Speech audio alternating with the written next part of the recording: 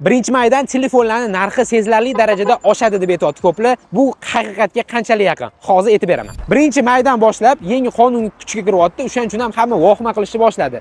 Qanaqa qonun desanglar, agar sizlar qanaqadir kargo servisidan foydalanib turib narsa olib kiradigan bo'lsanglar, bitta odamga bir oy davomida $200 gacha narsa olib kirish mumkin qilib qo'yishdi. Undan oshganiga 30% nalog to'laysizlar. Endi o'ylab ko'ringlar, agar 16 Pro Max olib kiradigan bo'lsanglar, telefonning narxi $1200 ni ayirib tashlaymiz, qolgan $1000 ustiga 30% nalog to'laydigan bo'lsanglar, taxminan $300 bo'ladi. Telefonning umumiy narxi 1,5 mingga aylanadi. Yoki kimdir orqali olib kiradigan bo'lsanglar, U $1000 dan oshsa agar, yana 30% to'lashingizga to'g'ri keladi. 1200 lik telefon 1260 larga aylanadi. agar kimdir olib kirib beradigan bo'lsa, unga qo'shimcha pul berishingiz kerak, rozi qilish uchun yana emailga yana pul berish kerak. Shu bilan telefonning umumiy narxi 1350 larga taxminan aylanish ehtimoli bor.